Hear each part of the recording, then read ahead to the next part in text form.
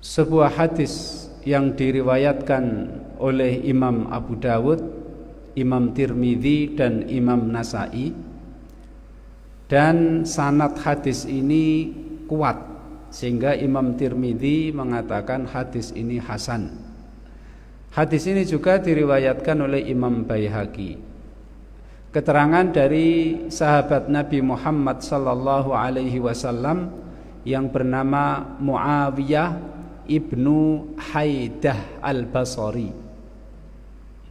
Ini bukan Muawiyah bin Abi Sofyan ya. Kalau Muawiyah bin Abi Sofyan orang Mekah, dia orang Quraisy. Kalau ini sahabat Nabi ini orang Basrah, aslinya orang Basrah, yaitu Muawiyah bin Haidah al-Basri. Dia berkata bahwa Nabi Muhammad sallallahu alaihi wasallam bersabda, "Wailun lilladzi yuhaddisu fayakdzibu liyudhika bihil qauma. Wailun lahu summa wailun lahu." Celakalah untuk orang yang menceritakan sesuatu,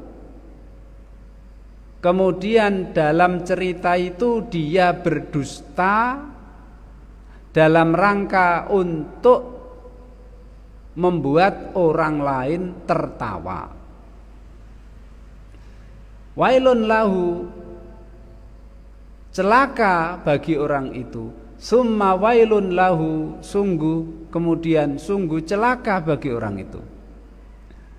Rasulullah sallallahu alaihi wasallam mengancam orang itu celaka sampai 3 kali. Wailun lahu summa wailun lahu, celaka baginya, kemudian sungguh celaka baginya, sampai 3 kali.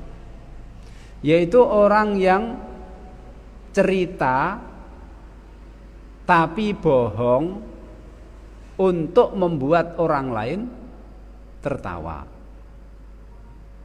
Nah ini Imam Son'ani dalam kitab Subulus Salam syarah dari Bulughul Maram, beliau mengatakan, wal hadisu dalilun ala tahrimil kadhibi li idhakil qaumi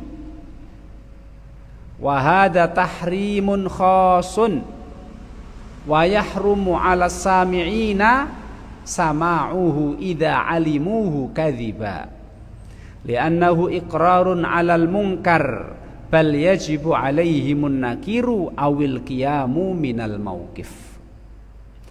Hadis ini menunjukkan bahwa haram berbohong untuk melucu,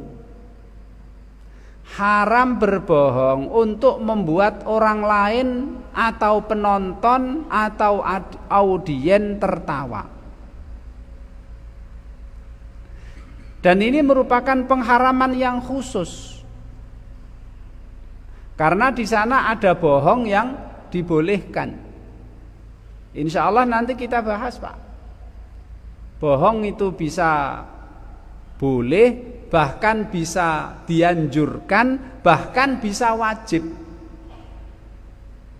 Tapi aslinya yang namanya bohong itu adalah haram. Tapi bisa wajib, bisa sunnah, bisa boleh. Itu melihat kepada maslahat dan mudarat. Apakah kebohongan itu nanti membawa kemaslahatan dan tidak ada jalan lain menuju kemaslahatan itu kecuali bohong itu, atau ada jalan lain? Ataukah kebohongan ini akan merealisasikan atau menyebabkan kemudaratan? Di situ nanti para ulama akan membandingkan antara mafsadat dan maslahat, antara kemaslahatan dan kemafsadatan. Kemudian Imam Son'ani melanjutkan, haram juga bagi orang yang mendengarkan kalau dia tahu ceritanya, ucapannya dusta.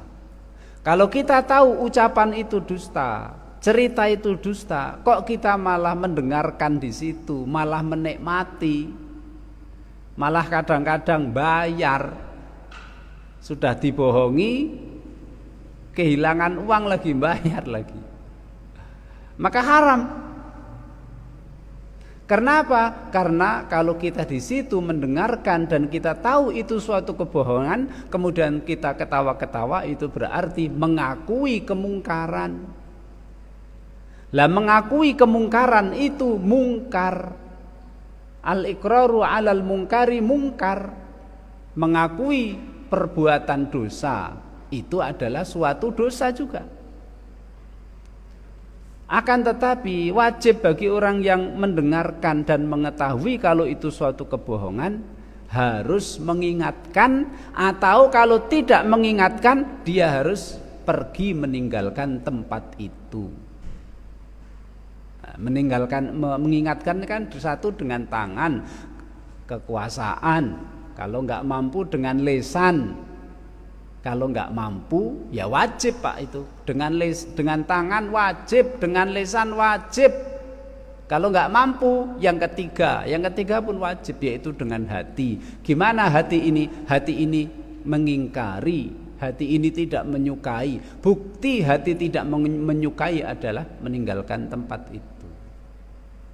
Ini kata Imam Sun'ani.